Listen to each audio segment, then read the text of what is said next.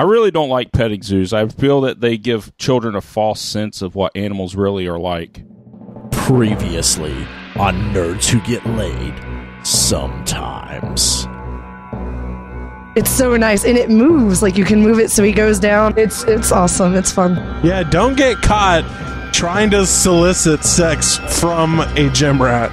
Like, how much further do you want me to come out? You know, I'm just kind of done with them. Well, it's not really a secret if you're talking about it now. Wakes up from being passed out.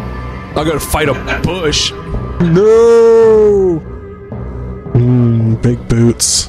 How does TJ feel about petting zoo?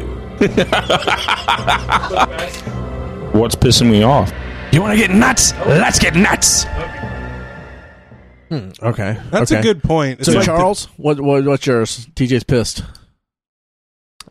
I don't know if I can say anything. Fantastic Four. Movie, comic, action figures. Reboot. Oh, Jesus Christ. Well, you just said the magic word. So TJ's obviously pissed. Yeah. Katie? Gelato. I like gelato. Gelato's awesome. Gelato's cool. Okay. Yes. long car drives. With or without children? Oh, okay. Muscular women. Define. Like lots of muscles. Like China muscular? Like way more muscular than any of us. Oh, that's not hard. It's really not. But even the way part isn't hard. Bud Light? Charles, man, you're just trying. You're just trying me tonight. No, I feel like I would rather urinate in a cup and drink it than drink Bud Light. I'd rather drink Bud Light, but I mean, I don't like it. Katie? Scottish people. No, I'm not racist or anything like European that. cars. I feel that we should actually import European cars with their engines that they have, because on average they get about 50 miles a gallon compared to our average of 23 miles a gallon. Right on, Charles. Mike? Celestial bodies. Planets, moons. Oh, the celestial bodies. I think they're too round. Too round? Yes. What about the ones that aren't? How do you feel about those? I feel that they should be more round. Oh, so you could hate them? Yes. Excellent point. Celery. I don't know. I'm pretty neutral. Katie. Water. Pretty neutral on water. Charles. Nathan decided I don't not like to be Charles. I was just thinking that. How did I know that's where that was going to go? Mike. I like Mike. I hate him. That son of a bitch lost my Batman hand in rotten hell. Wait a minute, that's the alcohol. Like, where Mike's did I all lose right. that? Well, maybe I just wanted you to find it later. Ooh, tempting. Does that piss you off? No. Exactly. I'm pretty excited now. How do you feel about African tribal knives found behind the chair I sit? There's no Batman hand attached to it. Yeah, there's.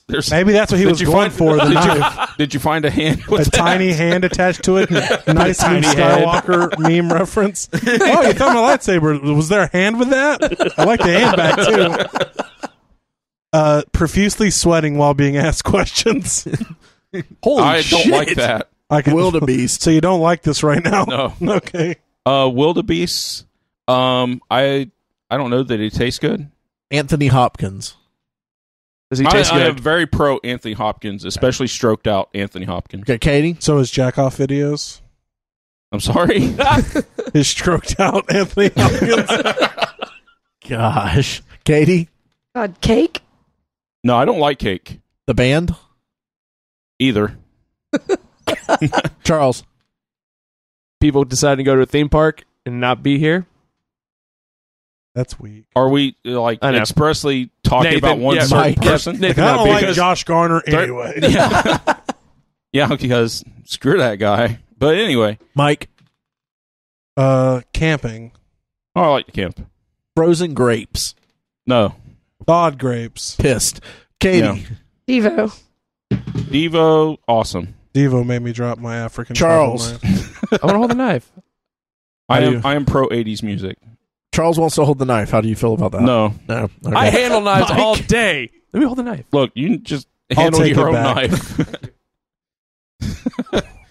It's like he's teasing me. Mike, Do I need to put my mouth next to Just it? hand me the knife. God. It'd be your natural position. Maybe. Signal flares. In the right context, I think the signal flares are important. Give me a wrong context where signal flares would piss you off. In this room right now, a signal flare would probably piss me off. What about a road flare?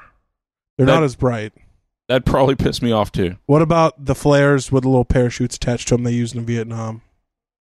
That'd be cool, actually. That would be pretty fucking cool. Yes. Yeah. What We need about more of those?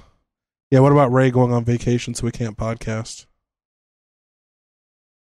I'm Son of a bitch. fucking pissed. Bambi. Delicious. Tastes Mhm. Katie. All All right, this is the last round, guys, of Last TJ's round. Pissed. Okay. Gotta get him You good and gotta get riled me I gotta up. get good and something riled up. good. Good and riled up for the next Yes. segment. Give him some more drinks. The minimum wage increase. Oh my god. No, not that one. We don't have the rest of the night. But no, I'm not pro minimum wage increase. Katie, what you got? I feel if you're a person that has to rely on the minimum wage, then you deserve the minimum wage. Kayaking. Kayaking? I've never been. I have no opinion on kayaking. Sushi. I like sushi. The Patriots underinflating their footballs. Tom Brady, no. Scam Brady. I think they just got caught. Yeah, I agree. I think with there that. are other teams that do Yeah. similar things. Yeah, I feel they just got caught. It's like the black man, and the They're night, just the watching night them before, They're just watching them Falcon? closer. Yeah, because he was doing steroids, and he says it just exactly. everybody does it. Right? That bicycling man that had cancer that lost a testicle. Lance Armstrong. Strong. Live strong. Lance Strong. You know, Lance strong. Armstrong. I feel if you're not cheating, you're not trying. So more power. I feel to like him. it would be hard to bicycle with one testicle. Maybe you'd get like stuck It's in a hard. circle. With You'd start biking in a circle. What? I'm kind of disappointed in him in that he didn't get a prosthetic. A nudicle? Maybe Yeah. he did. I don't know, but he just goes around like I've got one nut. Maybe he got the other Didn't one in Hitler that just like have one nut? Like maybe it's an alright Like thing one of to those do. little squishy toys? yeah, Well, or there's Hitler- some they have that Hitler have was like born with inflators. Yeah, so maybe it No, was Lance Armstrong had one removed for cancer yeah, for purposes. cancer, but Yeah. He donated it to cancer. Yes, he did. and he also had to And wear the cancer tight didn't bicycle appreciate that shorts. shit, you know? And Yeah, so the we tight move bicycle back shorts. to celestial bodies. Exactly. All right, so we're going to come back and we're going to talk about things that changed our lives.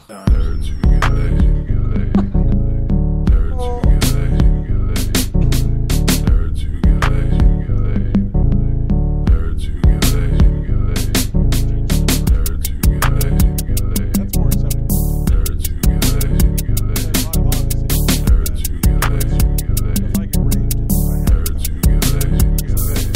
Splat. All right, everyone, as you have probably noticed, this is a two-part episode. Last week, if you didn't hear the end of last week, it was a cliffhanger. Exactly. And we Our get- first one. Our first cliffhanger ever. So you got to hear what TJ was pissed about. Sylvester Stallone, eat your heart out. Exactly. And today we're going to talk about some things that changed our lives. Things that we may have read or watched or played that changed the way we thought. Now, are these are nerd things? Yeah, these are specifically, like, we're trying to keep it in the nerd realm because nerds who get laid. So, like, if you found out that When like, I got ketchup laid. was really good, Yeah. I was against it for the first 20 years, so I mean, it's a bit of an epiphany. getting laid or ketchup. Both. Actually, it'll be 28 years. Ray We're talking about that. You know, Ketchup. I waited 28 years to have sex, and then I had it. Then I waited another 7 years to do it again. All right, so that's the topic today. This will be a little bit maybe a shorter format than you're used to. We don't have news because we are not live today. I I'm on vacation, so everyone hates me right now. So No, I don't care. Well, I like working 60 TJ was- hours a week and not having anything to look forward to. Yeah. So we're going to start off with things that changed your life. Mike, what you got? What's something that you saw, heard, read? Metal Gear Solid, the video game. Tell us about it. I know you love it. You've talked about it before. Tell us how it changed your life. It really got me into video games. Like, I'd played them for a long time, but I did it very casually. Like, I would play a couple levels and be like, oh, I'm done, and that was it. Like, I'd never gotten past certain parts of any games. Like, I had owned this original Super Mario Brothers since it came out, and I had never beaten it. And I would say I'd had to have been, the game came out in 97, so I was probably 12 or 13 at the time. So, I played it. It had an amazing story. It really appealed to the military side of me. I like the voice acting. It was my first, entry into what would later be called AAA titles.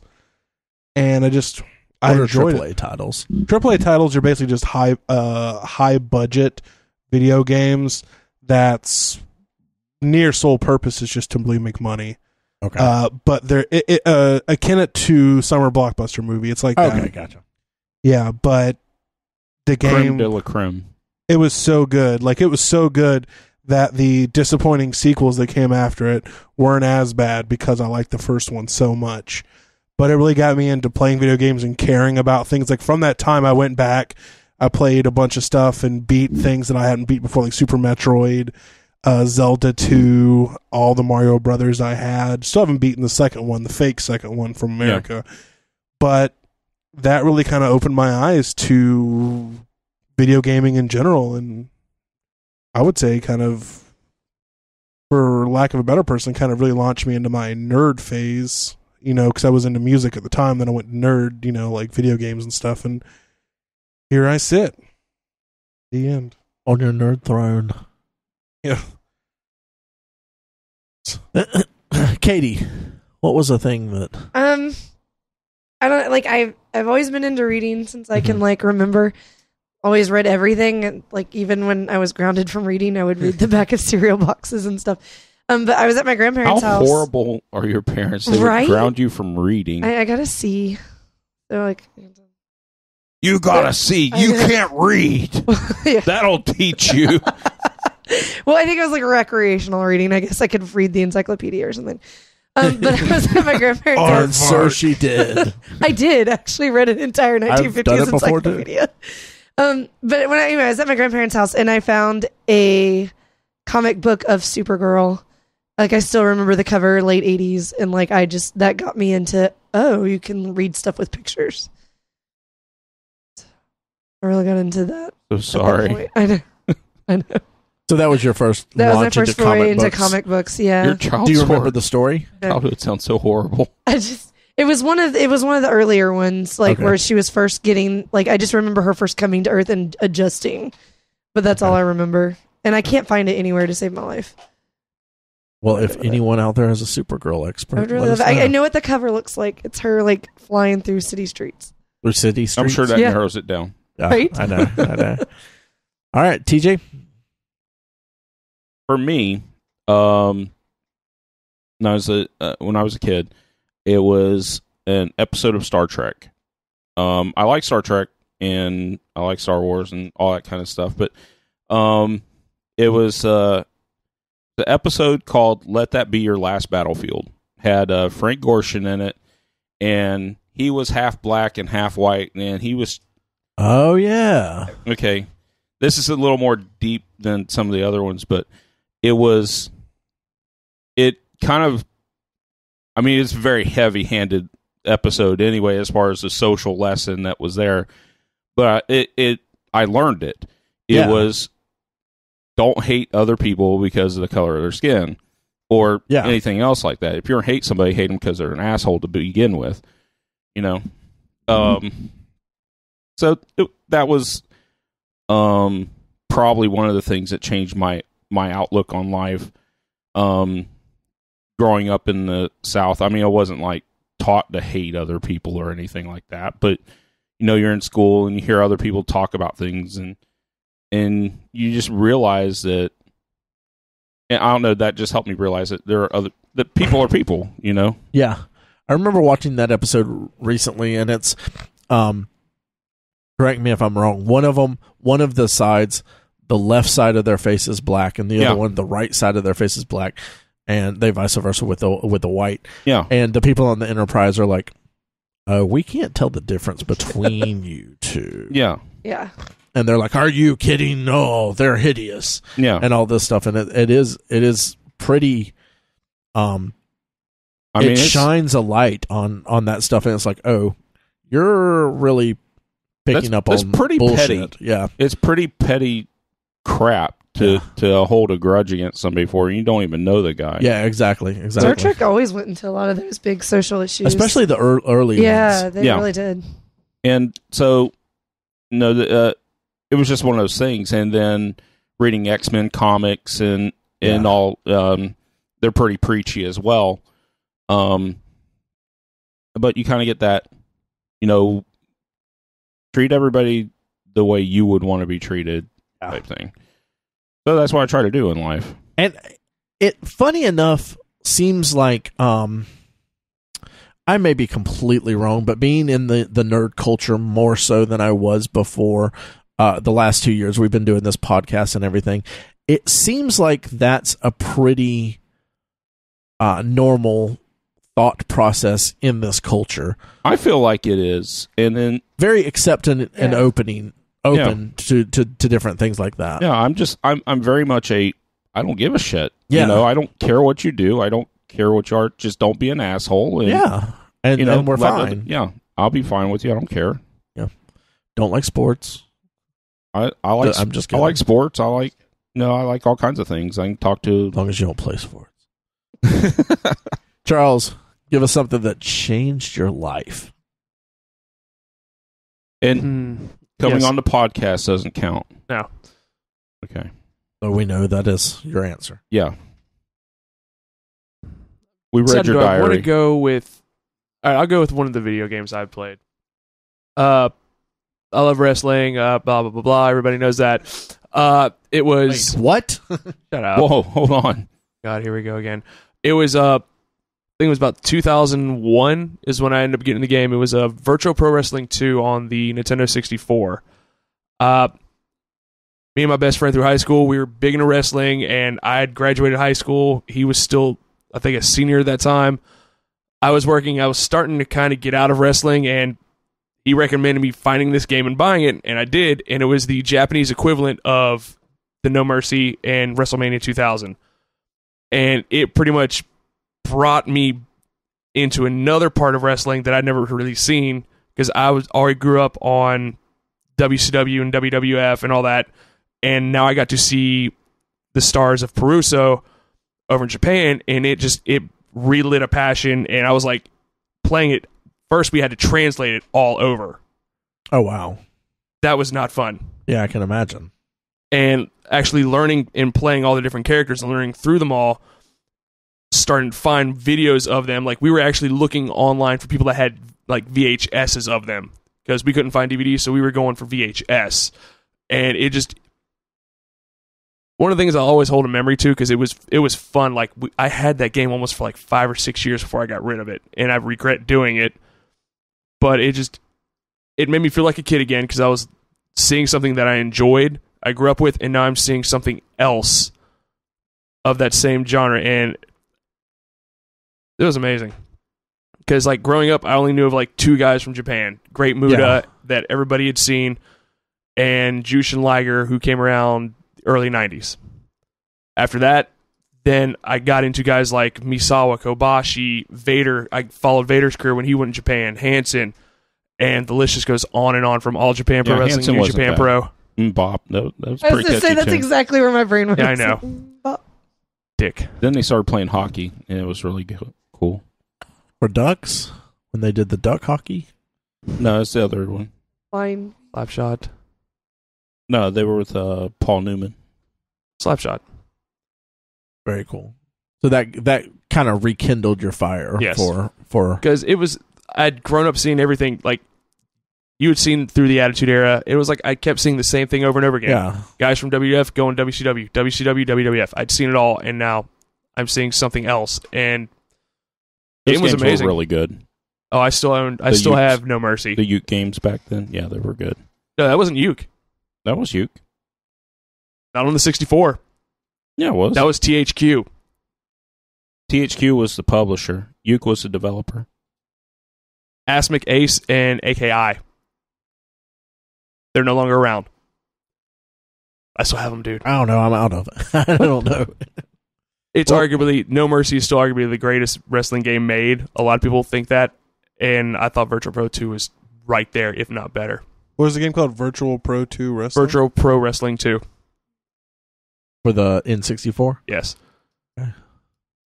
Very cool. Well, mine is actually a video game as well. One of the things that really kind of changed my life.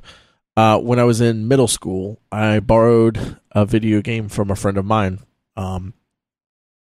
And he had the player's guide for it. And I had never played a video game where you had to have a player's guide. And it was Final Fantasy 3. I had never played an RPG, and the story in this video game was so amazing to me because it felt better written than most TV shows or movies I had seen at that point, and I was kind of blown away because I had only ever played video games like Mario that don't really have a story. You're just running around, you know what to do, or maybe Ninja Turtles, which was great, but like sort of also didn't have a story other than go do this, now go do this, now go do this, or Ninja Gaiden where you're just a ninja and they're part of a story or whatever. They had badass cinematics back in the day. Yeah. I mean, they had some stuff like Castlevania. You knew you were going after Dracula or whatever. Yeah. But this one had a story that you followed along on, and like you would get to certain parts, and there was a part in the middle where I thought the game was over. I thought I'd won the game, and it turned out it was not even the first half of the game. I had never played a game that went on that long. You play Mario World or Mario or something like that, and you just kind of play through it or whatever, or you play and save and come back and do a few more. But this was a continuing story all the way through, and the story was fabulous. The music in it was better than most music I had ever heard. It's still I believe it's still like that 8-bit music, even though it's a Super Nintendo, kind of MIDI sounding stuff, but. Man, I just remember being like, I've missed out. I've missed out on games because this story is excellent. This game is so much fun, and I still have that game. I believe I still have the player's guide, and I haven't bought a Super Nintendo yet, but I've thought about buying one just to play that game because I love it still. And every Final Fantasy I've played after has been searching for one that's at least that good, and I've never played another one that I thought was that good. I've never played another video game that I've thought was that good. So the Final Fantasy's kind of gone downhill since then. Yeah, they really have. I know some of like 7, 8, and 9 were fine. 7 was okay. 8 was a grind fest. Yeah. 9 was probably the closest to going back to that original style. Yeah, and I always get sad when a new one comes out because I'm like, I want to buy this, but I know it's not going to be. 15 looks so bad. Yeah. I mean, to me anyway. Yeah. So that was one of the first games that I played that I was like, wow, video games can actually be something real. So, TJ, do you have anything else?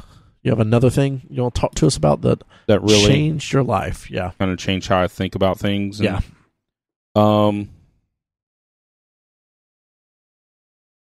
Not quite a nerd thing, but I guess it is kind of because the book, 1984. Oh gosh, yes. I read it in like 9th grade, and not that early, but I read it in like 9th grade, and kind of really I wonder if affected the a people lot that of read my. it in the actual year of 1984, if it was pretty scary for them. No, No. I'm guessing not. But it just it changed a lot of how I thought about politics and the way people do things. That's an absolutely excellent book. It terrified me a little bit. Yeah. Oh, yeah. Yeah, it still scares. It scares me worse now than it did then. And reading it is so stressful to read. Mm-hmm. I love the book. I think it's a great book, but it is. It is. Stressful. Yeah. Mike, you got another one? Something else that changed your life? Changed.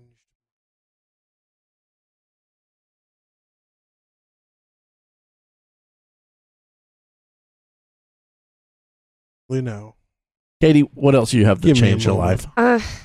I really like my first kind of fantasy book, I guess, like out of that was like The Hobbit, and I think that kind of changed like Gotcha, yeah. my perception of how I read like a lot of that genre, because I hadn't really, that was kind of the first into, it's that sci-fi fantasy kind of vibe, and that really got me into that and kind of onto that set of fantasy books. What about it really got you into it? And I think it was all the different kind of characters, not specific characters, but like elves, dwarves, like that sort of thing. And then that really got me, because that really is what the basis of a lot of those fantasy type books. Yeah. And I got all into that. Very cool. The singing, not so much, but Yeah, you weren't as into that. Charles? It's a toss-up between going with a book and a movie, but I think I'll go with the movie, or I should say the animated movie. When I was a kid, my mom, she was flipping through the channels one day, and it was on, and I apparently for some reason decided to watch it, and I think that was the gateway into the things that I currently love, and I've always loved and will always love. It was a movie called Flight of the Dragons. Okay. You know what I'm talking about? I don't think I do. Never heard of it.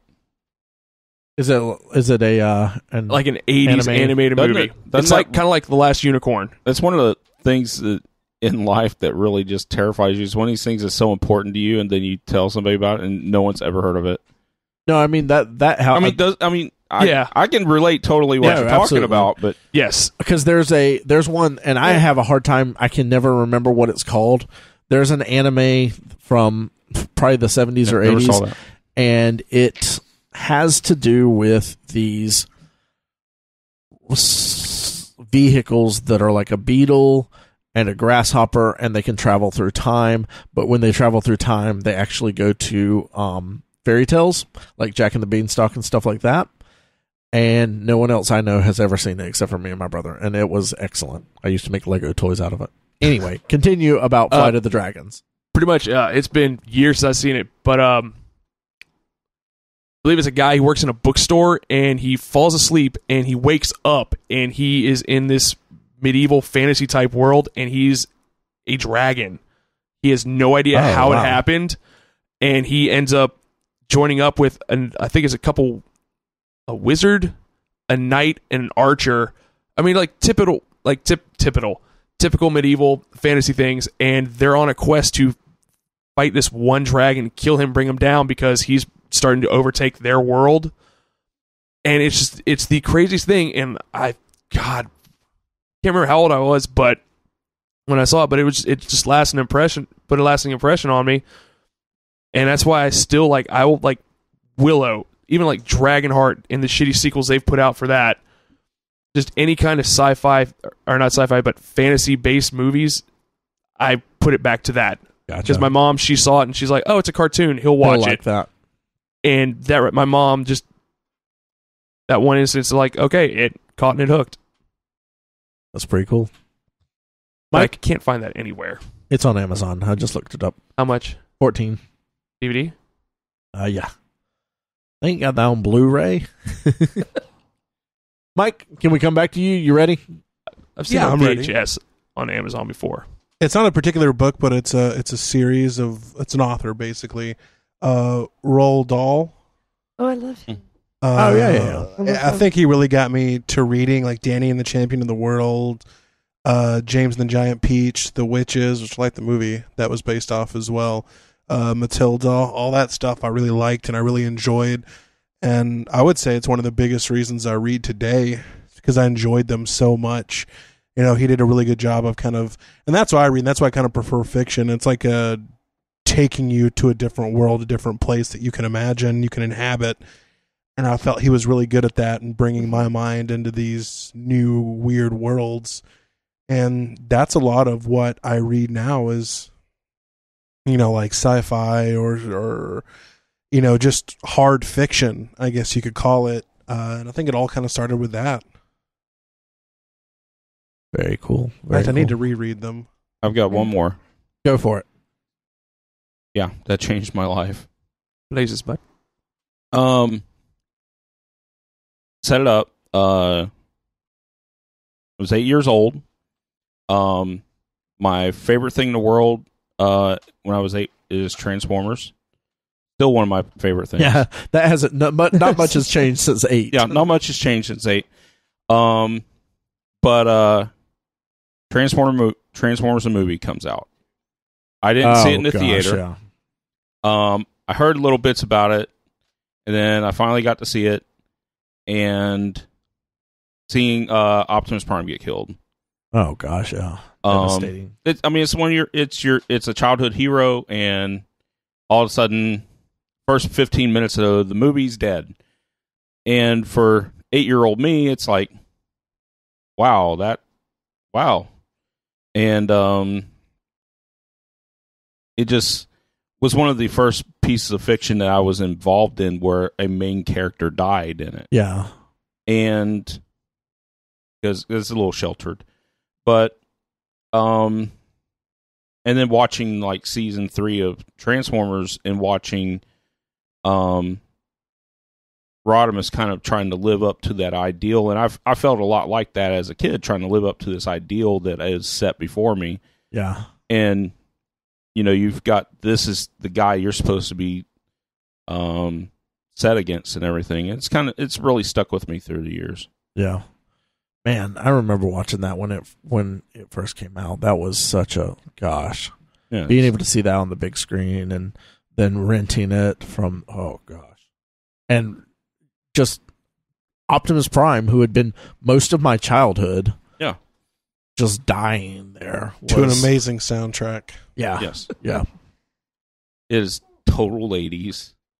Yeah, it is. The most so.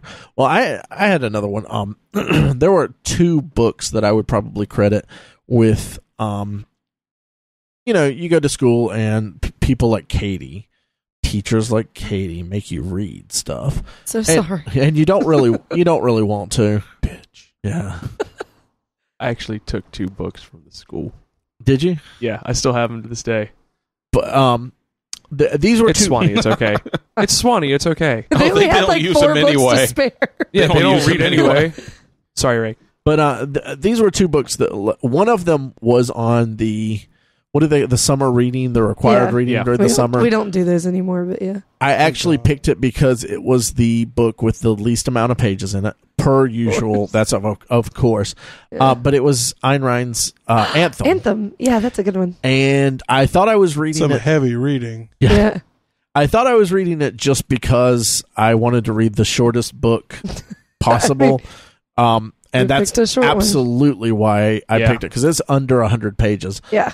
But it quickly became one of my favorite books of all time. It's Ayn Rand, so it's pretty heavy philosophy going on in there. But it was a sci-fi book, essentially. It's after some kind of apocalyptic thing has happened, and now this is the way society lives. And it was one of the most enjoyable things I had ever read. And it was one of those times when I was like, okay, this reading, if you find the right stuff, it can be really fun. Mm-hmm. It can be great. It doesn't just have to be this chore all the time, because some of the other stuff that we were having to read, I just wasn't into. I just didn't enjoy it. But that like kind of showed me, hey, reading is actually fun if you find stuff that you're actually interested in. And that was one of the ones. The other one was when I read Jurassic Park, the novel. Oh, yeah. Michael Crichton. He can write. Yeah. I love his stuff. And it was the first time when I was like, oh, the novel. This is funny. Just telling all my friends the book is actually better than the movie. I had never heard that before. I'd never had people tell me, "Oh, the book's better than the movie." I was that guy. Yeah. I was like, "Hey, Jurassic Park was awesome. We love dinosaurs. Did you read the book though?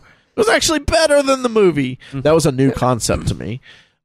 So those were two books that really helped me. Yeah, that was me in like junior high school. Yeah, yeah. High school was like, oh, that It miniseries. How did you read the book on that? Okay, that's a lot better. Yeah. That was the Jurassic Park was the book I read where I learned that people hit you when you keep telling them how the book is different than the movie. Yeah. Like, well, those aren't really his, and then I just get hit, and then you're like, oh, okay. Well, I'll shut up. Then. Yeah. Charles, you had another one. It was 2 books. 2 books. Yeah, I mean they multiplying over here. No, they kind of deal with the same themes and tones, but there are 2 books I took from my old school. Like I said, it's funny kind of. They're not gonna need them. Yeah, it's cool. Old Man in the Sea. Oh, that's a good and Night by Eli Wiesel. I love Old Man in the Sea. Yeah, I think based on Ray. Yeah, pretty much just the like. I don't want to go into detail like each book, but just the events that happen to the central characters and all that they go through, and just the fact that they're able to persevere through it, and how they react and how it changes them in the end in the long run. It is pretty much like no matter what you're going to go through, it's either going to how it's going to affect you in the long run. Is it going to change you to where you're something completely different, like in Night, or just be thankful you got to the end? Yeah, as in like Old Man in the Sea. So it's just the perception I take from that. Right on. Mike, do you have anything else? No, my life has not changed many times. Not changed many times. TJ's got another one. Not another one. I got another question for everybody. Yes. Okay. One, it's kind of based off the book we've been reading in our book club, and second, it kind of follows along with that. What if you can participate, Charles? It's a good question. What character's death in a book has affected you the strongest in any of the books you've ever read? This will sound strange because, of course, with me it is a comic book. Yeah. But Glenn's death in Walking Dead was one of the most unexpected. He was definitely one of my favorite characters in that comic. I was not expecting the violence that was going to kill him to be so out of control, because that was one of the most violent things I've ever read in my life. And it's that, and I think if I had not watched Game of Thrones before I read it, the Ned Stark killed me when I got to that part. Yeah, because like in the book, I read the books first, and I was like, "Well, that was going to be mine." Like the Game of Thrones series, like I didn't see like any of them coming. There are so many deaths in that you do not see coming, and sometimes because every chapter is from the different perspective of a different person. So like the one deaths that you were getting while you were like when Catelyn. Like you get from her perspective as she's being killed, and you're just the like, Red Wedding was for me. The season hadn't come out yet, so I read that before I got to see it, and that was insane to me. I think I actually ripped the pages of the book because I was like gripping them so hard as I was reading it. I think that book did it to me a lot. Yeah. Did you have any others, or did I just steal all of yours? You just kind of stole them. Okay. That's okay. Sorry. That's all right. Mike. Yeah, mine was kind of a tie. One was Robb Stark, The Red Wedding. That really upset me. The second one was the end of the book by Cormac McCarthy, The Road. I haven't read that. I'm pretty sure the same thing happens in the movie, but it's just like one of the main characters dies, and the other one's just kind of like you could tell like his entire world shattered. Like, what am I going to do? A lonely, crazy scene. and it was just like the end of the book. So I remembered I was like taking a bath when I was reading it. So I was like a 25-year-old man crying in the bathtub after I got done reading it. But it was really good. And that's one of the big ones, I would say. Charles? Owen Hart. No, he's talking about books. The Death of Owen Hart by Bret Hart. The unauthorized biography. Just like, shut down. From the Rafters, the story of Owen Hart. Actually, in one of Mick Foley's books, he does talk about that night, that event, and how the cameras did not go, they didn't pan towards that area of the ring because there was an indention in the ring with a little couple splotches of blood. So, yeah. But no, I'm trying to think of a book that I've Did somebody ever die read. or something? The guy, he fell from the rafters, hit the turnbuckle, hit the mat, and died well, I would in front of a live audience. But yeah, impactful death in a book. I probably have read one, but I just can't think of anything really off the top of my head that really hit me hard. For me, it's an odd one. And Jesus, no, there, no, I could go with that one. Back. I know. Spoiler alert. You finished the book. Was Nick Andros in The Stand? That one bothered me. That's really been bad. It's been a while since I've read this. But Nick was my favorite character in that book, and it was just like, okay, man, this cruising along. Nick's doing good. Dude's doing pretty good still, you know. And then they take Nick out about 2/3 of the way through the book. I'm sitting there like the back of the book. I'm like, that much left. I'm like, there shouldn't, you know. Killed off the main character. What's a boring ass book? And I stopped reading it for a couple of hours. I'm like, I just kind of put my bookmark in, kind of set it down, and kind of had to deal with it there for a minute. Stare out the window for a little while. Yeah, it was really rough because he had such a bad time through the book anyway. And then, you know, you thought that was one of those guys that go and persevere through the hardships he'd been put through, and no, it took him out. Death means nothing. Yeah. All right. The deaths. Yep. Pretty good downer, TJ. You're welcome. Yeah. This podcast that way. Well, we can make some more Owen Hart jokes. Well, nobody cares about Owen Hart. Has been. Yeah. The Frayed Rope. The Spotted Mat. The unauthorized biography of Owen Hart. Owen Matt Stain Hart. All right, Katie, random question time. Give us a question. We're going to answer it. Go. Well, that was quick. Okay, so the question is, that was quick. TJ. No, quick. That's First a literal, sexual that's what she said. Katie, what you got? We're putting you on the spot because you're our guest. You really did. Her first sexual experience. Go on. No, you said that was quick. Just go on. and now you go on. Wow, TJ with the jokes. You're just like legitimately like taking her back. She's like, like she was remembering it. Like, remember back? Oh yeah, that's right. Never mind. Try to forget about that. God. I don't know. Ray can't remember.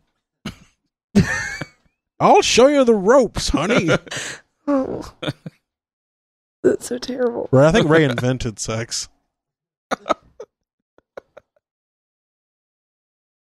It's like, Adam, this is how you do it, buddy. Yeah. I just gave up on even thinking about questions. It's just took a whole different route. Right? I don't know. It's pretty Did you guys awkward. ever see like 1,000 Ways to Die, where the guy tried to? I live it. He put the jumper cables on the cow heart and tried to screw it, and that's how he died. That was pretty good one. Yeah, it was the end of the first season. They ended it with that. He would put jumper cables on like a cow heart so it would kind of be heated and move, and then proceed to fornicate with it. And that's how he died. He electrocuted himself. With a 12-volt system? That's impressive. He used the car battery. Still a 12-volt system. But yeah, that's how he died. It's better than the guy that died trying to screw a raccoon. Well, I like the guy. Is it really that hard up to find just like normal? Apparently. Oh. Need some raccoon strange. Some raccoon. It's got the hands. Well, keeping away from your really meaty big in his penis. hand. It's raccoon hands. That makes your dick look really big in a raccoon hand. Exactly. That's why you want it. Oh god. Well, my big thing was the guy who got high on Jenkums, the fermented methane from poop. So a guy dunked his head in the porta potty to get all Jenkums out and get high, and he just died. The two I remember the most, other than those two, was the kid that got killed ghost riding the whip. Yeah, he got his head ran over. He got what? He fell off the car, and the car was locked going in a circle. Yeah, and it came right up the center of it. Yeah, so it crushed him. Yeah, don't ghost ride. And all of his your whip, buddies kids. are just standing there laughing at him and everything while it's going on. It's like, oh, and then all of a sudden he's getting run over, and they're, teenagers. Testicles first. And then the rest of your body at 15 miles an hour. And then the dude that got like garden snails out of his garden and fed them to his girlfriend as escargot, and they got brain parasites. I remember seeing that one 3 weeks later. Oh, yeah. Who would feed so many garden slugs? This dude's like, man, it's escargot. Glad they're dead. Because that would have been horrible for our gene pool. Exactly. It's all shallow and stagnant. Full of escargot snails. So has anyone got any questions now? Because I don't know. What'd you like better, City Slickers 1 or City Slickers? Oh, shit. The search for Curly's gold. Oh, this is a no-brainer. City Slickers 1. Yeah. I don't know. John Lovitz jacked off a bull. Oh. No. And John Lovitz is in it. I'm in City Slickers. That's the ticket. Oh, I'm good. The first one. I'll stick with my answer. Yeah. Well, the first one's pretty good. Yeah. You know, a guy that works with us, Bob, he's really got me on this 80s kick. Like, I want to watch Gremlins, Batteries Not Included. I love that movie. Cocoon. Short Circuit. I never got Cocoon. Ray was in I Cocoon. never got it. I need to watch it. How is Wilfred Brimley, your younger brother? I have diabetes. Like, I watched it all the time as a Quite kid, gross. but I still don't get it. I don't remember it. I have to watch it. Like, I knew they're in these, like, cocoon things, and they're a whole bunch of old people, and I think it's they in just a pool. like become young. The or cocoons something. are in the pool, and they're alien pods, and they rejuvenate the older people, and the older people go at the end go to live with them in the stars. Yeah. Well, shit, now I don't need to watch it. I know. Now I feel like that's Cliff Notes. The magic is gone. I need to see Crossroads. Wait, with Britney Spears? Yeah, that's what I was just thinking. No, with Ralph Macchio, where he sells his soul to the devil and gets sweet shredding skills. The second best Ralph Macchio movie is My Cousin Vinny. Oh, that's the first best. No, Karate Kid's the first best. No, that's the first. Then My Cousin Vinny. My Cousin Vinny. Weekend at Bernie's. You gotta do that one. I love Weekend at Bernie's, although I prefer the second one. Just because of the little hump dance. It's too much for me. It's like, how can we beat this dead body? Let's put a curse on it that makes it dance when you hear music. That's impressive. How did they think that up? I guess, like... Wasn't it Voodoo Jamaicans that did it? Yes. Mannequin. Mannequin. Oh, wow. I loved movies. Mannequin. I prefer the second one over the first one. Really? I don't think I ever the saw the second one. The second one, she's a mall mannequin, I think. Yeah. I just love the first one. And if you're doing 80s movies, you got to do... Weird Science. Oh, that's a good one. Richard Pryor and Gene Wilder movies. Well, I want to watch Stir Crazy. Stir Crazy. The Toy is one of my all-time favorite movies. I need to watch that Brewster's Millions. Brewster's Millions is amazing. Trading Places for sure need to watch. Yes. Yeah, that's a Christmas movie. I need to see all the Crocodile Dundee movies over. Absolutely. I have them all on DVD. I love them. Even Crocodile Dundee goes to LA. It's or so whatever. bad, but I think I have that one. No, I don't. I have. It can't be as bad as Ace Ventura Jr. There's a junior. Yeah, I thought it was going to be funny, but like it wasn't even funny. That was the one with the dog. Jamie Kennedy. Jamie Kennedy is like he's the worst. Yeah. Best thing he's ever been in is Bowfinger. He even made that bad, kind of. No, he didn't make Bowfinger bad. I don't know. Jamie Kennedy is just like, it's like a mark of terrible. If he has anything attached to it, it's like saying "am brought to you by McG." Tremors 5 wasn't that bad. Tremors 5. Yeah. Jesus. I like the title of Tremors 3, Back to Perfection. Because you just know they're running out of ideas. Yeah. Yes. Very much. I like Tremors. All right. So this has been our Nerds Who Get Laid. Talk about Tremors. Random question. Random shit. What's your you got a question now? Yes. Hit us. With April being almost over with, what are y'all looking forward to the most out of May? The Justin Timberlake meme where it goes, "It's gotta be May." Oh yeah. That'll start coming around. You need to get on it early, Katie. Yeah, I do. I need to go ahead and put that one up. As a man, I can't do it. That's true. In May. What's coming out in May? What am I looking forward to the in end of school. May? No, I'm not looking forward to that. MegaCon. Really looking forward to that. Is that in May? Yeah, it's I have in vacation May. in the beginning of May, so I'm pretty pumped about that. That's the first convention I've been to since, aside from Infinity Con. Since the Constitutional Convention. Yeah, since that one. Me and Ray were there. We helped sign. But no, Yo, what's up, B. Frank?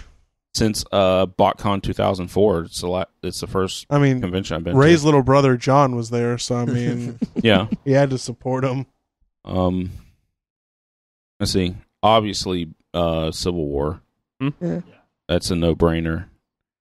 Other than that, I'm not looking forward to the end of May at all. No, just what are you looking forward to in May?